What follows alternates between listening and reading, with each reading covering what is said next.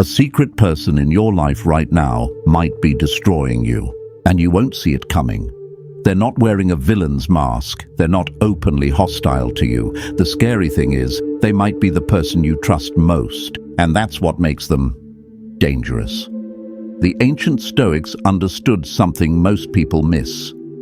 Evil doesn't announce itself. It walks in with a smile, gains your trust, and slowly poisons everything. Marcus Aurelius warned about this. Seneca wrote letters on it, and Epictetus taught his students to recognize the patterns before it was too late. Today, you are about to discover 7 signs that separate good people from those who will drain your energy and leave you questioning your sanity. And I'm warning you now, number 7 is the one most people never see coming until it's too late.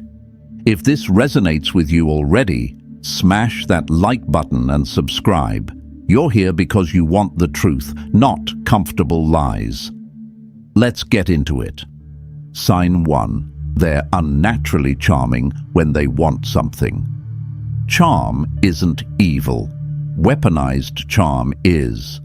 There's a difference between natural charisma and someone who turns on the charm like a spotlight the moment they need you. Think about the last time someone made you feel like the most important person in the room. They laughed at your jokes, remembered details about your life. It felt good, right? Now ask yourself, what did they want? Manipulative people study you. They learn your insecurities, your dreams, what makes you feel valued. Then they mirror it back like a psychological weapon. You think you found someone who gets you. What you've actually found is someone who calculated exactly what charade will get you to do what they want. Epictetus taught that true character reveals itself in consistency, not performance. A genuinely good person doesn't turn their warmth on and off like a switch. Their kindness doesn't depend on what they need from you. Watch out for this pattern. When they want something, you're their best friend. The moment you set a boundary, suddenly you're selfish, and they say they're disappointed in you. That's not disappointment. That's a con artist who got furious because their trick isn't working on you. Here's your test. Observe them when they have nothing to gain. How do they treat the waiter, the janitor? Marcus Aurelius wrote that you discover someone's true nature when there's no audience to perform for. If their charm only appears when they need something and vanishes when you're not useful, you're not dealing with a friend. You're dealing with a predator who learned to smile. Sign 2. Zero empathy, unless it serves them. Some people are fundamentally incapable of caring about your pain. Not because they're stressed, they just don't care, and they never will. You pour your heart out about something destroying you, and they respond with, "That sucks," before steering the conversation back to themselves. You achieve something massive, and they can't muster fake enthusiasm. You're struggling, and they make it about how your struggle affects them.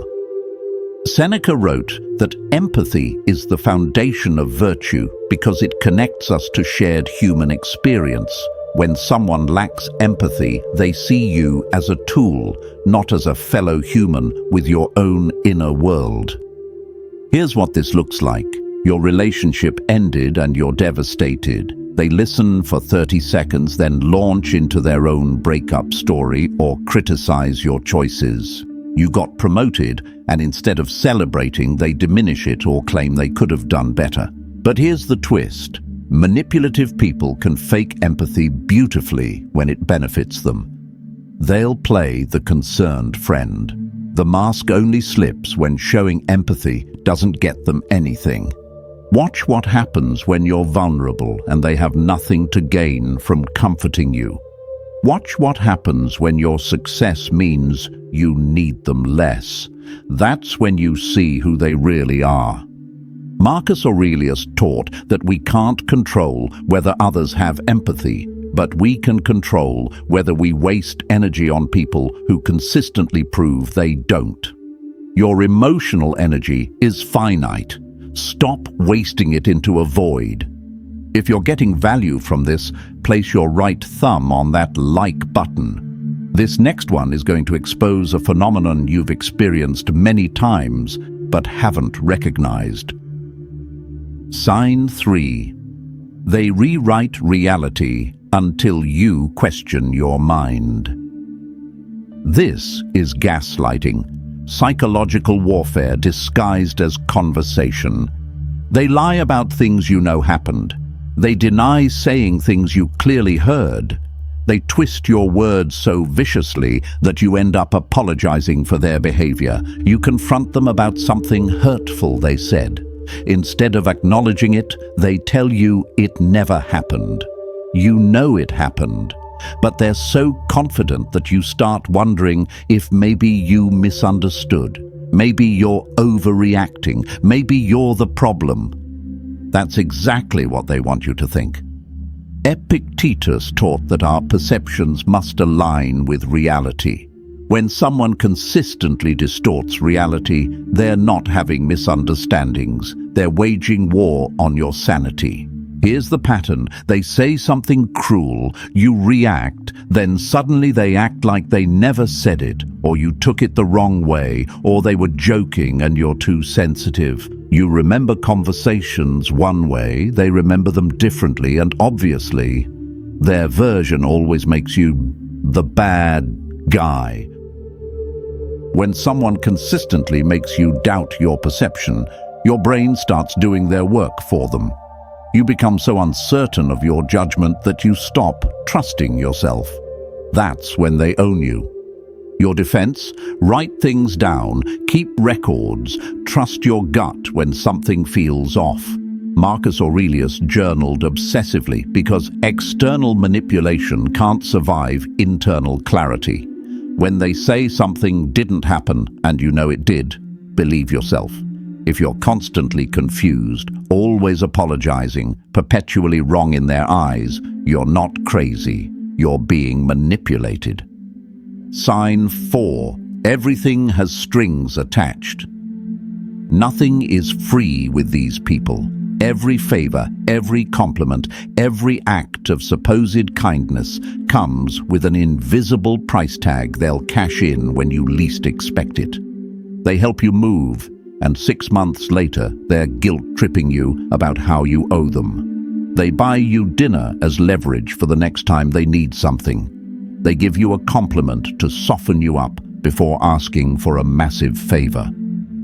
Seneca wrote extensively about how true virtue involves giving without expectation of return. When someone keeps a mental ledger of everything they've done for you, they're not being generous. They're making investments they plan to collect with interest. Here's how it plays out. You say no to something they want, and suddenly every nice thing they've ever done gets weaponized. After everything I've done for you, this is how you repay me. They see relationships as transactions where they are always owed more than they give. Watch how they react when you genuinely need them but can't offer anything in return. Watch how quickly their support evaporates when you're no longer useful. The manipulation gets darker. They'll do things you never asked for, then hold them over your head. You didn't want their help, but they insisted. Now you're in debt for something you never agreed to. Marcus Aurelius taught that true relationships are built on mutual respect, not scorekeeping. When someone constantly reminds you what they've done for you, when every act of kindness comes with an expected return, you're not in a relationship. You're trapped in a contract you never signed. Stop accepting favors from people who weaponize generosity. Better to stand alone than be perpetually indebted to someone who sees gratitude as a control tool. Sign 5. They need to control everything about you. This isn't about preferences. This is about someone who believes they own you. Your choices, your time, your relationships, your future. All of it needs their approval, or you'll pay the price. They start by offering harmless advice on sensitive areas of your life. It seems harmless at first, but in reality, they are testing your boundaries to see how much control you'll surrender. Then it escalates. They need to know where you are always. They dictate who you can see, what job you should have, how you spend your money. If you resist, they frame your autonomy as betrayal. Epictetus, who was enslaved for years, taught that true freedom exists in the mind and no one can take it unless you surrender it. Controlling people understand this. They know the ultimate power is getting you to voluntarily hand over your freedom. In relationships, they isolate you from friends and family, making you dependent on them for emotional support. At work, controlling bosses micromanage every detail. In friendships, they dictate every plan and punish you with silence when you try to take a stand on what you want. The worst part is that they frame control as love. I'm only doing this because I care. But protection and control are different. Protection empowers you to handle threats. Control ensures you can't function without them. Watch what happens when you make a decision they don't approve of. Do they respect your autonomy, or do they punish you with anger, guilt, or withdrawal? Marcus Aurelius wrote that the only thing truly ours is our capacity to choose. When someone tries to strip that from you, they're attempting the worst possible crime, theft of your essential humanity. Sign 6. The truth is whatever benefits them. Pathological liars don't occasionally stretch the truth. They live in a different reality where facts are negotiable and truth is just a manipulation tool. They lie constantly, often for no reason, sometimes when telling the truth would be easier. Normal liars get nervous. Pathological liars lie with the same ease most people use to tell the truth. They'll look you straight in the eye and fabricate an entire story without hesitation. You believe them because why would anyone lie so convincingly about something so unnecessary? Marcus Aurelius wrote that living in harmony with nature means living in harmony with truth. When someone habitually lies, they're rejecting reality itself. They're choosing to live in a fictional world where they're always the hero and facts bend to their will. Watch for these patterns. They lie about small, verifiable things. Why? They're testing you. If you let small lies slide, they know they can escalate. They get caught constantly, but never show embarrassment. They double down, create new lies to cover old ones, and blame you for not trusting them. Constant lying erodes your ability to trust your judgment. You start questioning everything because you can never be sure what's real. You become paranoid, exhausted from separating truth from fiction. That exhaustion is exactly what they want. Tired people are easier to control. Seneca taught that when you encounter someone who consistently lies, you don't waste energy trying to fix them. You remove them from your life. Your peace depends on surrounding yourself with people who value truth. If you're constantly fact-checking their stories, if you can't trust anything they say, stop trying to make sense of it. Pathological lying isn't a bug, it's a feature. Sign 7. They're the eternal victim in every story. Here's the final sign. They're never responsible for anything that goes wrong. Every failure, every conflict, every consequence somehow becomes someone else's fault, usually yours. Listen to how they talk about their past. Every ex was crazy. Every former friend betrayed them. Every boss was unfair. Every family member wronged them. If everyone in someone's past is the villain, you're not hearing the truth.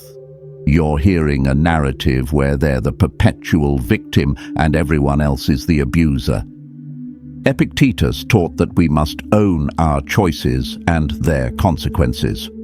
When someone refuses to take responsibility for anything, they're rejecting the core principle of mature adulthood. They mess up at work, but it's their co-workers' fault. They treat you terribly, but you're to blame for making them angry.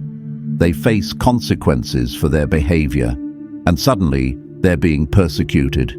Nothing is ever their fault. The manipulative part is how they use victimhood as a weapon. By positioning themselves as helpless and wronged, they avoid accountability, gain sympathy, and make you feel guilty for setting boundaries. Watch what happens when you try to discuss a problem. Do they take any responsibility, or does the conversation end with you apologizing to them? Do they acknowledge their part in conflicts, or does every discussion become about how much they're suffering? Their victimhood makes you feel responsible for fixing their problems and managing their emotions. You start censoring your needs and accepting mistreatment because you don't want to be the next villain in their story. You're not responsible for anyone's emotional state except your own.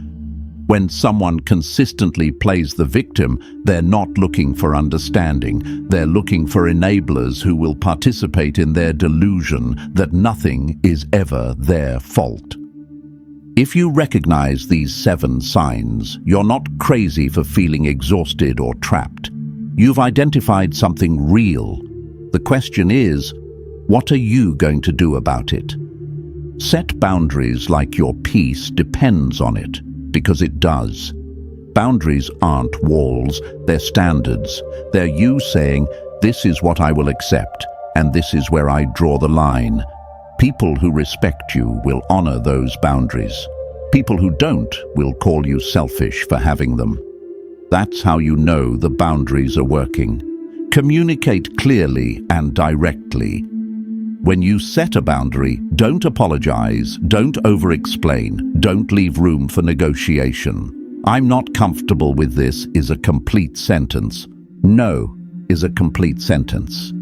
Accept that some people cannot and will not change. You can't beg someone into empathy. You can't love someone into being honest. Seneca warned against wasting energy trying to change people who have no interest in changing. Distance yourself without guilt. Marcus Aurelius surrounded himself with virtuous people because he knew we become like those we spend time with. If someone consistently displays these 7 signs, removing them from your life isn't cruel, it's survival, it's taking back your power. Most importantly, trust yourself again. If you've been gaslit or manipulated, your self-trust is damaged. The Stoics taught that reclaiming your judgment is the ultimate form of freedom. Start small. Notice when something feels off and honor that feeling. Your instincts are protecting you. Evil people count on you doubting yourself, prioritizing politeness over safety, giving endless second chances to people who never deserved a first one. The moment you refuse to play that game, their power evaporates. You've made it this far, which tells me you're serious about protecting your peace. If this video gave you clarity, subscribe right now. We're building a community of unshakable men who choose wisdom over weakness and self-respect over people-pleasing. Your peace isn't negotiable. Your truth isn't up for debate. Your boundaries aren't suggestions. Live by that, and these 7 signs won't just help you recognize evil people. They'll help you become someone evil people can't touch. Stay strong, stay wise, and never apologize for protecting what you've built. See you in the next one.